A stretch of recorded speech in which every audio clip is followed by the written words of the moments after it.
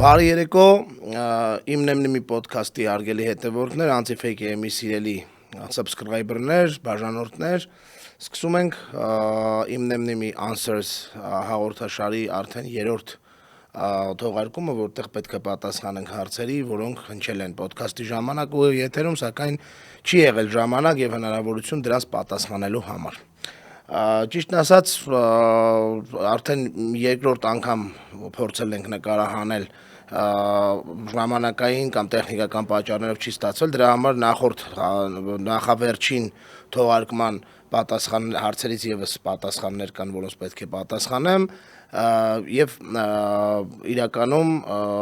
միշտ փորձելու ենք պատասխանել բոլոր տեսակի հարցերին, որոնք որ լինում են, եթե դրանց մեջ կա բովանդակություն կամ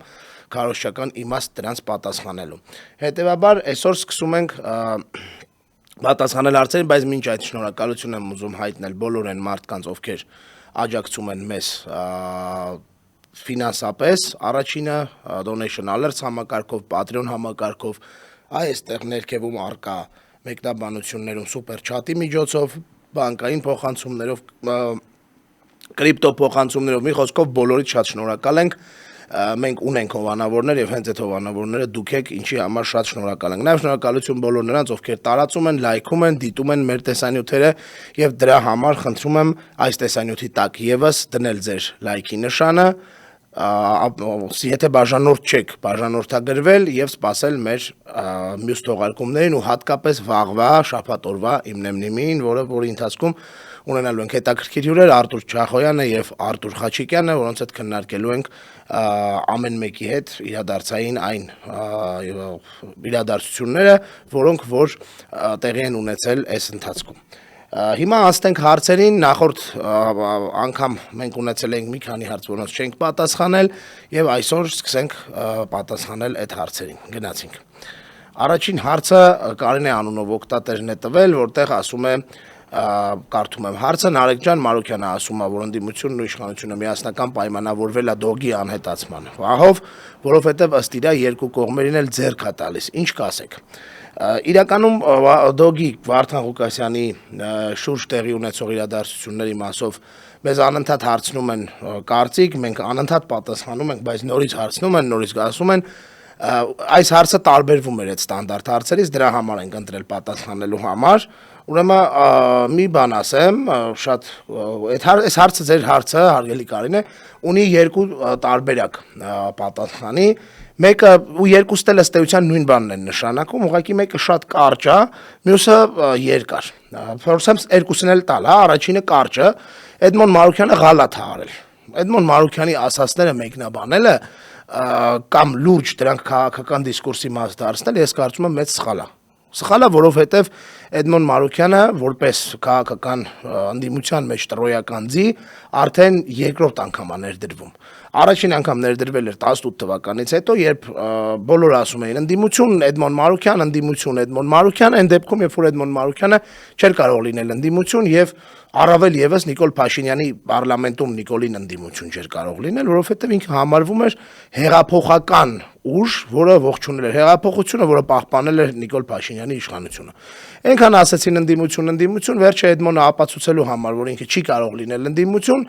գնաց դարձավ Նիկոլ Փաշինյանի հատուկ հանձնարարականներով դեսպանը։ Երկուսով հանձնեցին Արցախը, մասնակցեց Արցախի հանձնման դիվանագիտական ողջ գործընթացին, հետո ինչ որ պահի իրան հանեց Նիկոլ Փաշինյանը որպես արդեն անպիտան քաղաքական գործոն կամ գործիք կամ գործիչ դուրս նետեց իշխանական բանից, հիմա նորից Էդմոն Մարուկյանին որոշ մարդիկ համարում են ընդդիմադիր։ Դե անկեղծ լինենք, էլի, եթե մենք այս ճանապարհով գնանք,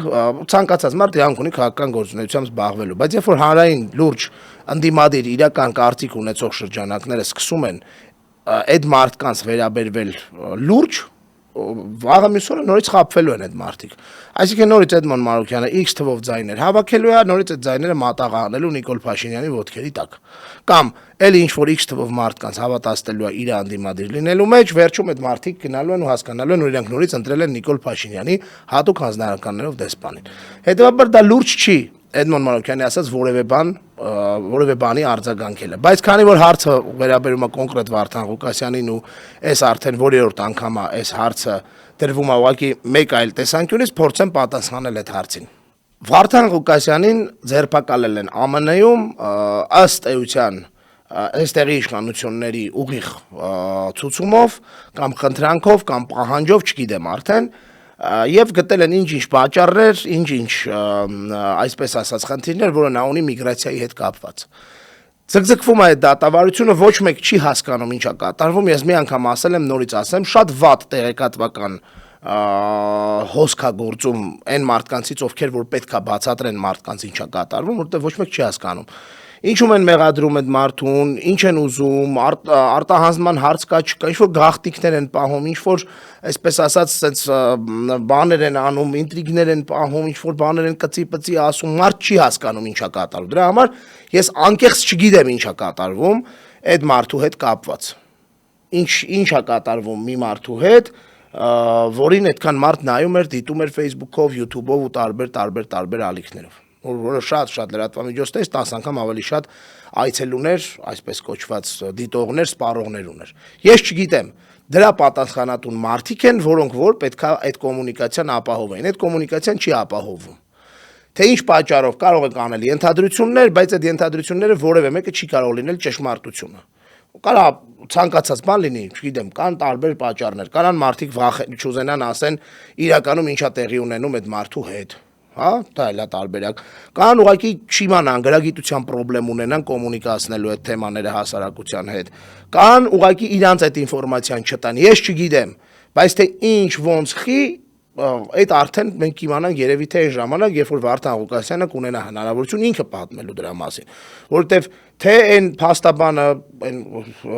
մարդը, գիտեք, անունը չեմ հիշում, Լև գրուպ էր իր կազմակերպող փաստաբանական, այդ մարդը որ խոսում է, ոչ մի բան չես հասկանում, չես հասկանում ինչա կատարվում, խի է կատարվում, թե իր կուսակցության այսպես կոչված շտաբը, լրատվական, տեղեկատվական, ինչ այդ մի հատ ուրիշ հայտարարություն էր, 2 ժամ հետո ուրիշ հայտարարություն, 3 ժամ հետո այդ երկու հայտարարությունն են հերքում, հետո այդ 4-րդ հայտարարությունն են դնում, այն 3-ն են հերքում, ոչ մեկ չի հասկանում որն է ճիշտը, որն է լուրջը, հետո որ process-ի մեջ մենք չենք հասկանում ինչա կատարվում ու չենք կարող որևէ գնահատական տալ դրան։ Սա է հարցը։ Եթե Աստված չանի իմ կարծիքով դա ամենաճիշտ բանը, որտեղ այս իշխանությունները ստորեն ու այս իշխանությունները ստահագեն ու այս իշխանությունները չկա մի մարդ, որը որ կարա լինի այս իշխանություններից ավելի վատը, անգամ իրանց սատելիտները, հա, բայց Աստված չանի, եթե Վարդան Ղուկասյանին արտահանձնեն Հայաստան, մենք այդ ժամանակ ու ոչ միայն մենք, բոլոր այն մարդիկ, ովքեր որ քաղաքականության մեջ են, պետք է հստակ ընդունեն, որ այս մարդը քաղաքական հետապնդման ուղիղ ենթարկվում եւ քաղաքական հետապնդման համապատասխան, դրա դեմ պայքարի համապատասխան մեթոդներով, հայտարարություններով, գործողություններով փորձեն հասնել այդ մարդու ազատ արձակման, որտեղ Վարդան Ղուկասյանին կարան արտահանձնեն, կարան չարտահանեն, չգիտենք։ Հիմա դրա համար ես չեմ կարող կարծիք ասել։ Իսկ ինչ մնում է ձեր նշած պերսոնաժի կողմից ասվածին, դա լուրջ չի լավ, ով է Էդմոն Մանուկյանը։ Ով է Էդմոն Մանուկյանը։ Եկեք այս թեման անցնենք հարգելի Կարինե։ Անցնենք մյուս հարցին։ Շնորհակալություն իդեպ տիկին Կարինե կամ չգիտեմ Կարինե ջան հարցի համար։ Անցնենք մյուս հարցին։ Մյուս հարցին էլի ընդդիմության հետ է կապված, հարց է տալիս Գարիկ Հակոբյան անունով օգտատերը։ Նարեկ, եթե ապագայում լինեն գեղամներ, նույն Գեղամնաձյանի մասին է խոսքը, ընդդիմադիր ուժերի մեջ կապ չունենալով թե լիդերը ով է, ասելու եք թե չէ։ Ես չգիտեմ ինչ նկատի ունի մեր հարգելի Գարիկը այդ մասով, ես փորձում եմ ենթադրել, որ նկատի ունի ասելու եք, որ Գեղամովն, որտեղ ես ասել էի, որ ես գիտեի Գեղամովը, բայց դե ինչ ասեի այդ ժամանակ։ Հարգելի Գարիկ, ցավոք սրտի, ես այս հարցին sense կպատասխանեմ, ընդդիմության մեջ մեր շարքերում առհասարակ կան շատ գործիչներ, որոնց մասին ամբողջ իրականությունը պատմելու դեպքում միգուցե մարդիկ կհասկանան այդ մարդիկ ով են, ինչ-որ մասը կհասկանա, ինչ-որ մասը կհամարի, որ սուտ ես ասում, ինչ-որ մասը կհամարի, որ դու ես ավելի վատը, քան ինքը, բայց քաղաքականության մեջ ցավոք սրտի իրերի դասավորությունը այդպես չի, այսինքն այնպես չի, որ ամեն ինչ պետք է ասել կամ ամեն ինչի մասին պետք է խոսել։ Գեղամ Նազարյանները այսօր էլ կան վստահաբար, շատերը կան, որոնց մասին ես ունեմ իմ անձնական կարծիքը, հակակրանքը, երբեմն չգիտեմ, զզվանքը, նույնը իմ ընկերներից շատերը ունեն այդ բոլոր մարդիկ, ովքեր զբաղվում են, բայց դե ամեն ինչի մասին բացահայտ չեն խոսում, ամենայն դեպս եթե անհրաժեշտությունն ու հարցի գինը լինի այնքան, որքան որ Գեգամ Նազարյանի պարագայում էր, վստահաբար դա պետք է ասել, բայց անկախ ամեն ինչից դուք պատկերացրեք, օրինակ, երբ որ 2020 թվականի նոյեմբերի 9-ից հետո, երբ որ Գեգամը դուրս էր գալիս ու խոսում էր հարթակներից, որևէ մեկը դուրս գար ու ասեր, որ Գեգամ Նազարյանը այ անելու է սենց, այդ մարդը կքարկոծվեր, այդ մարդը կհամարվեր, չգիտեմ, դավաճան, նվազագույնը մեղմ, ամենամեղմ բնորոշմամբ անդիմության թափանիվի մեջ փայտ մտցնող եւ այլն, հետեւաբար երբեմն հնարավորություն չի լինում այո խոսել մարդկանց իրական պատկերացումների, նպատակների մասին, երբեմն էլ որոշ մարդիկ խոսում են, բայց կիսատ են խոսում, ինչ-որ մի մասը էլ չի հավատում, այնպես որ սա քաղաքականությունն է իր ողջ հմայքով եւ թերություններով հանդերձ։ Սա էլ մյուս հարցի պատասխանը, երրորդ հարցը խնդրեմ։ Մեր ընկեր Ալեքսն Բուշկո գրել, այդ մենք խոսում էինք, որ խնդիրներ կան, այս կային, Ալեքսն ասում արեք հիմա եկանք նրան, թե ես ինչ եմ ասում հաղորդման սկզբում, միթե պայքարելու իմաստ կա։ Եվ ինչ որ բան կարող է փոխվել։ Ալեքս ջան ու սիրելի մեզ դիտող մարդիկ, ես այս հարցում էլ անկեղծ կլինեմ, իմ մոտ շատ հաճախ եղել են հուսահատության ու հիասթափության, այսպես ասած, ավելի մեծ, որը որ բոլորը կարային ունենային, ավելի նեղ, որը որ ես եմ մենակ տենում, պատճառներ շատ են եղել։ Այս վերջերս էլ ա եղել, վաղը մյուս օրը էլի կլինի, դրանից առաջ էլի կար, այդ հիասթափությունը մարդկանց սխալ ճանապարհ ընտրելու հետ կապված, ինչ որ բաների ձախողման հետ կապված եւ այլն, այսինքն այդ հիասթափությունը քաղաքականության հետ անխուսափելի է։ Ստեղ կա երկու բան, հա, սուբյեկտի ու օբյեկտի պատմությունն է։ Քաղաքական գործիչը պետք է լինի վերջին վհատվողը։ Քաղաքական գործիչը, որից կամ հանրային գործիչը, որի շուրթերից մարդիկ ստանում են տեղեկատվություն որևէ գործողություն անելու կամ չանելու կամ որևէ գործողության մասին պատկերացում կազմելու մասին, ինքը հիասթափություն տարածելու իրավունք չունի։ Դրա համար ես չեմ սիրում իմ հիասթափությունները անգամ հրապարակային տրանսլյացիա անել։ Հակառակը վստահ եմ, որ հիասթափությունը, հուսահատությունը մեղք է, իրոք մեղք է, դա, որովհետև դրանով են պայմանավորված շատ այլ ներքևի օղակների երևույթներ, որոնք որ կարող են գալ ու գնալ դրա հետ միասին։ Եվ չի կարելի հուսահատվել, չի կարելի հիասթափվել, միշտ կա ելք, միշտ կա հնարավորություն, եւ ես ձեզ ասեմ մի հատ շատ կարեւոր բան, այս վերջերս ինձ հաճախ են այս հարցով շատ մարդիկ քաղաքացիներ սովորական, որոնք հեռու են այս ամեն ինչից, ուղղակի սպառող են, ուղղակի հետաքրքրված են, ուղղակի սրտացավ են այս իրավիճակով, հարցնում են, ասում են, արա ախպեր ջան, դե լավ էլի, ես ոնց է գնալու սա։ Ես միշտ բերում եմ տարբեր օրինակներ, այսօր եւս կփորձեմ բերել այդ օրինակը։ Աշխարհում շատ ավելի լուրջ համակարգեր, շատ ավելի ամբողջատիրական համակարգեր, շատ ավելի ուժեղ ավտորիտար համակարգեր, ճաքեր տվել են մի քանի ժամվա ընթացքում, կործանվել են մի քանի օրերի ընթացքում։ Ես չեմ ուզում հիմա անուններ, քո բաներ բերել, փոխաբերություններ կամ օրինակներ, այլ բաների բերել, բայց ես ձեզ վստահեցնում եմ, Ալեքս ջան, այո, պետք է պայքարել, պետք է միշտ պայքարել, ընտրել ճիշտ ճանապարհ, մարդկանց չհիասթափեցնել, պատասխանատվություն կրել սեփական արած ղալաթների համար, սխալները այսպես ասած պատվիրակել տարբեր մարդկանց եւ սխալներից անել հետեւություններ։ Ես կարծում եմ, այս պարագայում, այս մոտեցմամբ գնալու դեպքում մենք շատ շուտով տեսնելու ենք այս հանցավոր իշխանության ավարտը եւ այդ պայքարները տալու են իրենց արդյունքը։ Հետեւաբար չի կարելի հուսահատել, պետք է պայքարել, ինչը մենք անում ենք։ Գիտեք, անկեղծ, երբ որ դու գնում ես բանդ, բոլորը մինչև այդ ավելի բաց բառապաշարով խոսում են ու քեզ բռնելուց հետո 90%-ը սկսում է անգամ չխոսալ դրա մաս, այդ բառապաշարը մեղմացնում է, վախենալով հայտնվել բանդում։ Կարծում եմ դա ավելի մեծ հիասթափվելու առիթ է կոնկրետ այն մարդու համար, ով որ հայտնվել է խոսքի համար բանդում, քան օրինակի համար պայքարը չստացվի, նորից պայքարենք։ Շատ շփանցիկ եմ ասում, բայց դա փաստ է։ Այսինքն, երբ որ կան պատճառներ հիասթափվելու անգամ, չի կարելի հիասթափվել, հուսահատվել ու համարել, որ պայքարը իզուրա կամ արդյունք չի տալիս է պայքարը արդյունք եւ ես մի օր որոշել եմ դրա մասին գրել կամ տեսագրել զրույցներ մարդկանց հետ այս տարիների մասին, թե ոնց անցել այս տարիները, ինչ ճանապարհով անցել այս տարիները, ով ինչ էր անում, ով ոնց էր անում, հիմա էլ մեմուարները պետք չի գրել, հիմա մեմուարները պետք է նկարել։ Եվ ես շատ հնարավոր է գնամ դրան ու շատերից լիքը մեծ անակնկալներ են սպասվում, որպեսզի տեսնեք, թե ինչ հիասթափություններ են եղել մեկը իմ համար այս ողջ ընթացքում, բայց այդ հիասթափությունները երբեք ինձ չեն ապամոտիվացրել պայքարելու ու ես պատրաստ եմ ցանկացած հիասթափություն հաղթահարել, միգուցե որոշները դժվար, որոշները ավելի հեշտ եւ գնալ առաջ պայքարել, քանի որ իմ նպատակը որևէ հիասթափությունից ավելի ցածր երբեք չի կարող լինել։ Այս շնորհակալություն հարցի համար Ալեքս ջան։ Մյուս հարցը, վերջին հարցը, норից մեր Егор Папикянов на հարց տվել. Нарек ջան, как ты думаешь, есть хоть какой-то плюс в контексте развития политического развития для армянского политического поля период правления Никола? Նարեկ ջան, ինչ ես կարծում, կա որևէ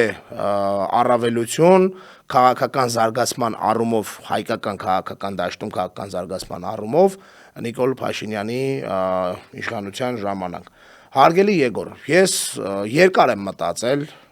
այս հարցի շուրջ եմ երկար մտածել, ինչի որտեղ միշտ մտածել եմ, որ այդ պրոգրեսը գրանցողները նաև են մարդիկ են, ովքեր որ կան, ցավոք սրտի չկա պրոգրես, ես ասեմ, մասնագիտական տեսանկյունից պրոստը պրոգրես չկա, ավելի շատ բաներ ավելի են խեղաթյուրվել։ Երբ որ ես մտածում եմ, որ ահա գալիս են ավելի ինտելեկտուալ մարդիկ, որոնք որ կարողանալու են իրականացնել քաղաքական նոր մշակույթ են բերելու, քաղաքական մշակույթն են զարգացնելու, քաղաքագիտական եզրույթները չեն անտեսելու, չեն գնալու ես սխալվում էի, ցավոք սրտի, ես 2018 թվականին նաև ուրախ էի այդ պատճառով, ասում եմ, ինչ լավ է, հիմա օրինակ ինտելեկտուալ մասան գալիս անդիմության շարքեր, այդ մարդիկ կստեղծեն նոր քաղաքական կապիտալ, նոր մտավոր կապիտալ, նոր մոտեցումներ, քաղաքական պատասխանատվության ինստիտուտը կզարգանա, քաղաքական գաղափարախոսական բանավեճը կզարգանա, բայց ցավոք սրտի այդպես չեղավ, որովհետև մեծ նշանակություն ունի ստեղ նաև իշխանություն, որտեղ իշխանությունն է լոկոմոտիվը, հա, քաղաքական դաշտի զարգացման ու չզարգացման, որտեղ որ իշխանությունը քեզ հայհոյում է, դու ստիպված մտնում ես հայհոյանքի դաշտ։ Երբ որ իշխանությունը քեզ ծեծում է, դու ստիպված մտնում ես դաշտ, որը քաղաքական չի, թե պաշտպանվելու համար, թե հակադարձելու համար։ Երբ որ իշխանությունը թալանում է, խոսալով թալանից, դու չես կարողանում զարգացող տնտեսագիտական ինչ-որ նոր մոտեցումներ բերել ու իմպլեմենտացնել գա դաշտում։ Դու միանգամից մտածում ես, որ դե հիմա